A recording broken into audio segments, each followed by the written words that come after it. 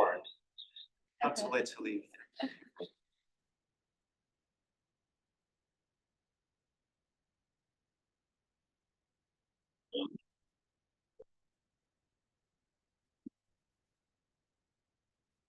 you see it? Yeah. Yeah. Nice. So for those who missed it, it does actually happen that fast. Things go bad very, very quickly in this world. With that said, I know that was a very dramatic opening, but for those that don't know me, good morning. My name is Saul Jagger. I'm a police captain with the city of Mountain View, which is right next door from here. And you may be wondering why there's a police officer speaking at the Graduate School of Business in uniform. Like, what are you doing here? I'm a wayfarer. I'm an alum here and very connected with the community in general. And really the reason why I did this was, or was interested in this from the very beginning, was the fact that law enforcement tends to get very siloed in our thinking and how we do stuff, and we don't take other perspectives very well. We also don't change very well. And so for me to be able to have connections with leaders around the world and be able to bounce ideas back and forth has been incredibly powerful for me. It's changed me personally and gives me a chance to interact with people that I wouldn't normally run into professionally, that is. And it's, you know, there's been incredible friendships around the world. So for the first, if there's anybody here that is new to lead, that's one of the best benefits that come out of this. So also for us in the policing world, think like cops and Post-it notes and markers and design thinking sessions. I had a slide in here for that, but I took it out just to save time. So for me, the goals for this, for all of you, is to increase trust and understanding. So for me, one of my goals always that I take advantage of is to take any opportunity I can to get in front of groups of people and talk about connections between police and communities and have open dialogue about hard topics and things like that. I think that's super important. I also want you all to leave with a deeper understanding of the complexity of policing in general, similar to that first like 10-second clip that we saw. Right? There's a lot that goes into these kind of things. And for me, this is all about better outcomes, right? So we have decreasing victimization, decreasing lethal encounters, decreasing injuries all across the board. And then also we're going to get into the evolution of technology. All the pictures and things you see in here are actually my police department. I'm very proud of that. It took me forever. So we're going to actually review an actual 911 call that's come in. We're going to watch pieces of body camera footage from that same call of the involved officers, and we're going to talk about it through the lens of time. So we're going to be doing a kind of a past, present, future, like a play in 3 parts here. Although we're really going to do now and then past and then future, because it just flows actually better that way. And I am going to be asking questions. They're not hard questions. I know everybody's like type A in here. Just shout out the answers. We also don't have a ton of time, so you know they might be rhetorical. I'll try to remember to say this is rhetorical. You don't have to say anything. We're going to keep going. And also, it's important for me to point out that what this is not about. Okay, we're not going to necessarily have a discussion about police use of force or guns or bias or privacy rights or defunding, or it's also not going to be a critique of any tactics that are used by the officers or language or policies. You're going to see cops from New Jersey, which speak a whole different language than we do here.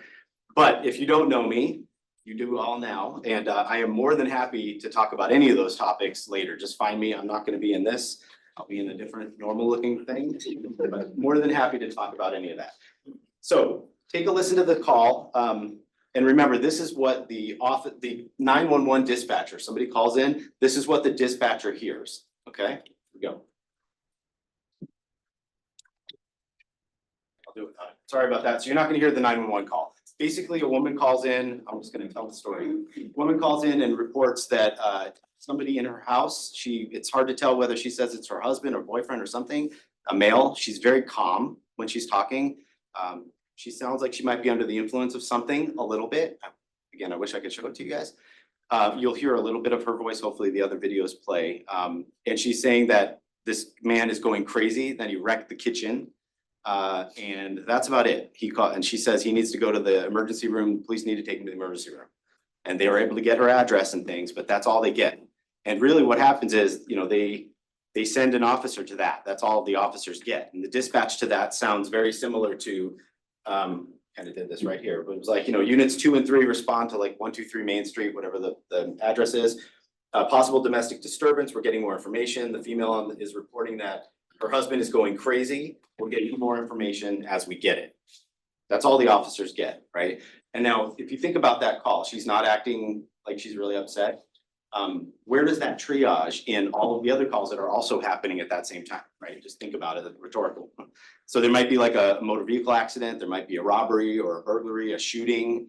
It's not gonna rise real high in the level of importance for them to go to right away. So you guys can't hear it, but what do we know from the call so far is that what we know is that she's calling, we're calling about a male who's acting crazy, those are her words, reporting that he doesn't have a weapon. One of the key things that pops up in here is that they asked, does he have a weapon? She says, no, not right now. And that goes unnoticed by the dispatcher, kind of important. Wants the cops to take him to the emergency room. He's on the second floor, he wrecked her kitchen, was upset about fireworks in the morning. That also went sort of like, just sort of by. Why do you think that might be important? Anybody? Nothing? Okay, not really. Potentially PTSD issues, right? Which means maybe a veteran, maybe a combat veteran. That could be a problem, maybe, it depends. What you don't know is a whole list of stuff, right? We don't know the state of mind of her. It's hard to tell whether she's scared or stressed. Is it active? Is it happening right now? What's their relationship? Are there any injuries? I'm going super fast, I'm sorry. Is there anybody else there who's supposed to be there and who's not supposed to be there, right? There's a ton of information, that big one in bold. Has there been a crime committed? Kind of important to know. Did he ever have a weapon? Criminal histories, involved vehicles, that kind of thing. So there's a lot that is not getting sent to the officers. This is today. This is how it works right now. Hopefully this will play. So we're gonna actually, if this plays, we're going to see the officer's response to this.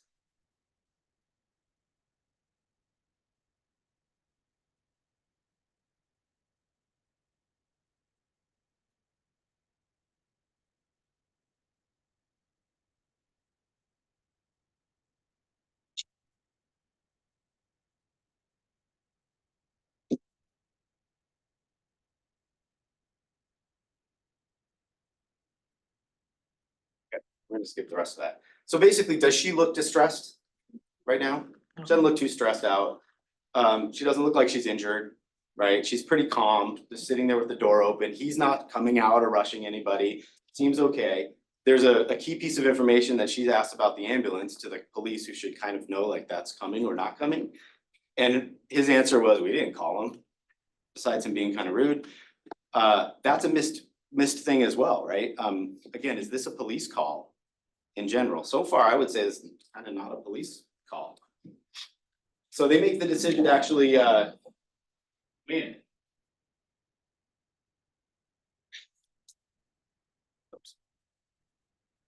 See if we can. So these officers make the decision to actually enter the house and go talk to the guy's name is Lee. So they go talk to Lee. See what you notice on this one.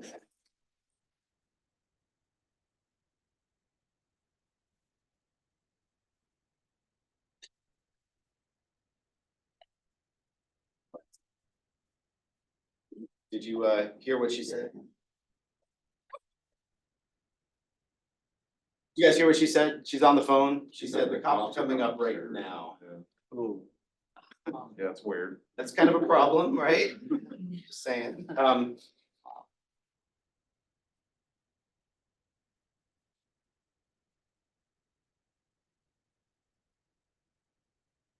point out a couple of things in here. If you had more time, I would show you more, but you notice the ceiling? Like this is, he wrecked the kitchen. He destroyed the kitchen is really what happened.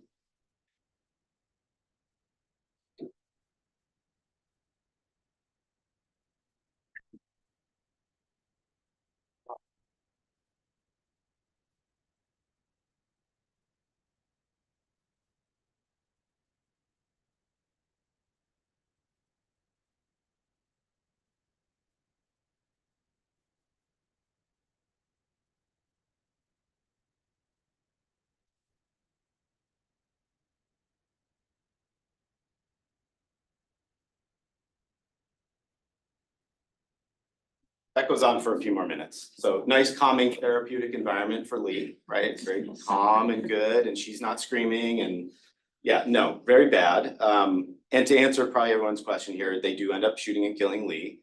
He comes running down the stairs at them with a knife. I'm not gonna show that piece. In fact, I don't even have it.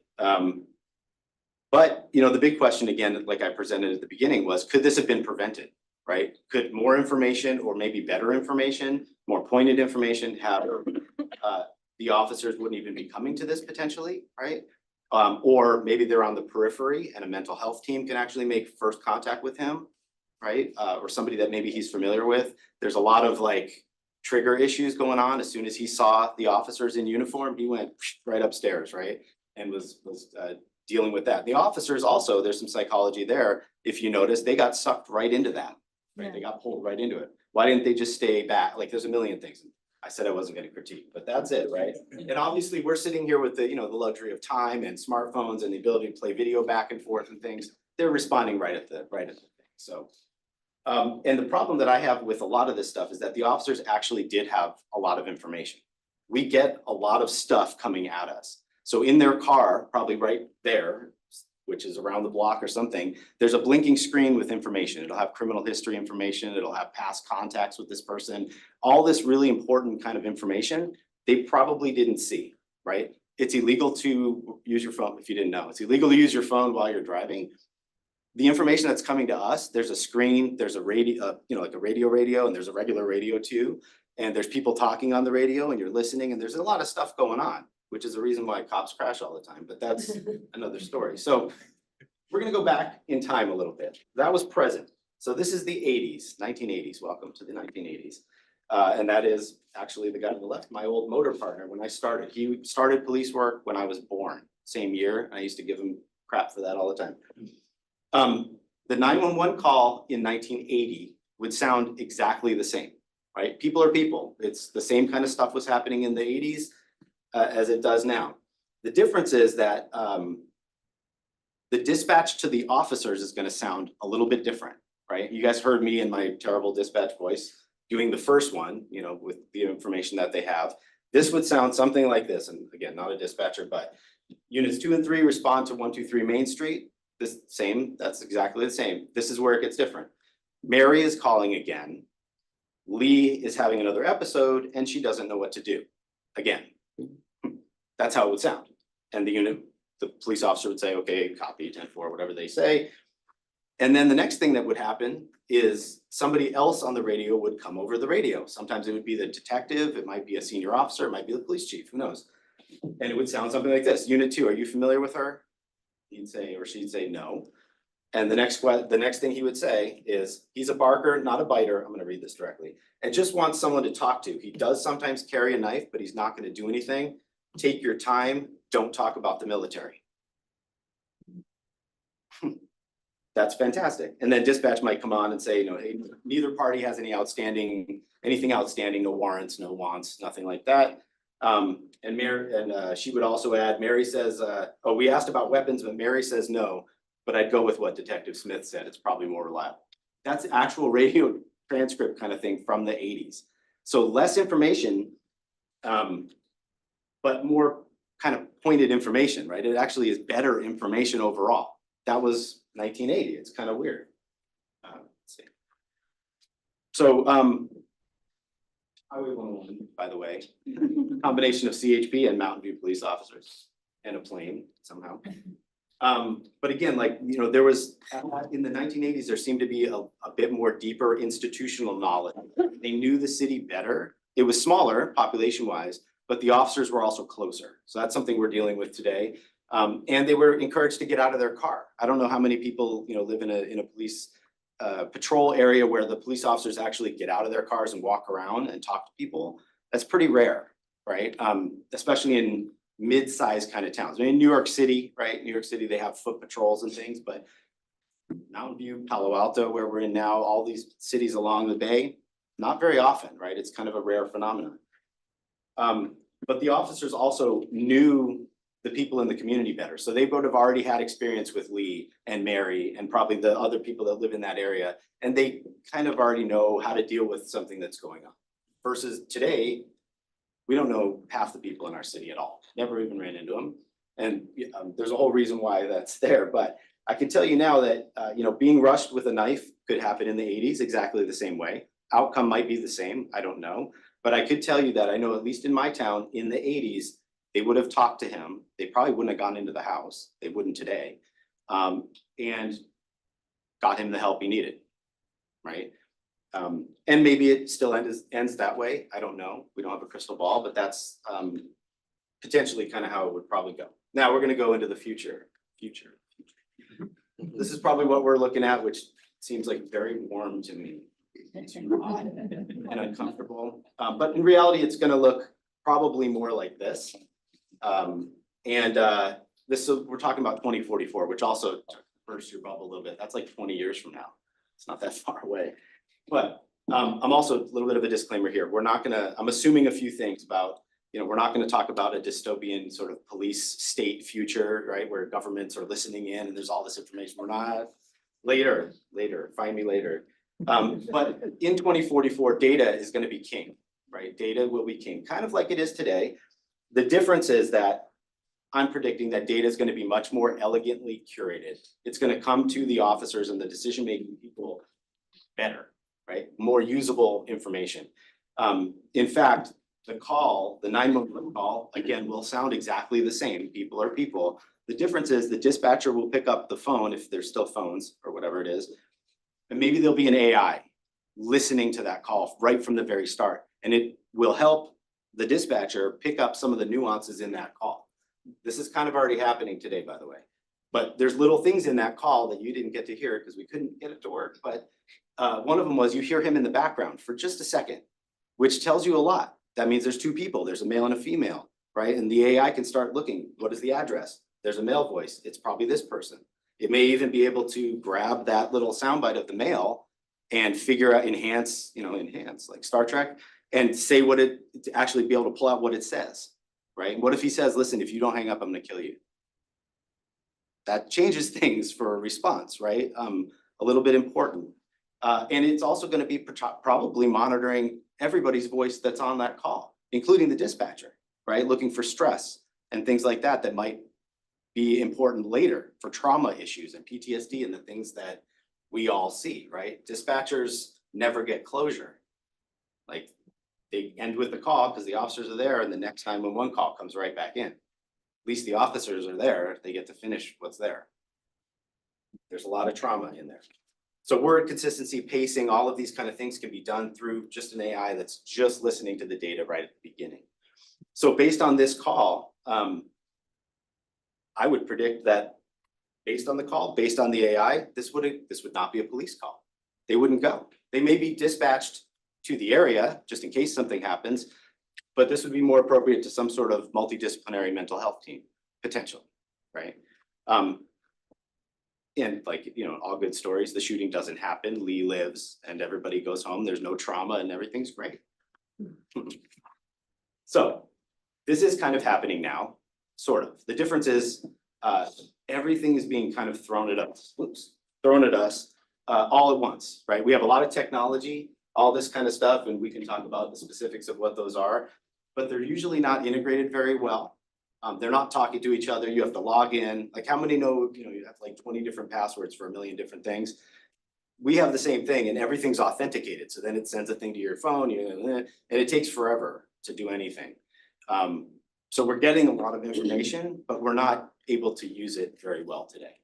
And there's tons of technology around all of that. So going back to her and this incident, this was a mental health call, right? The family did not call the police to execute her.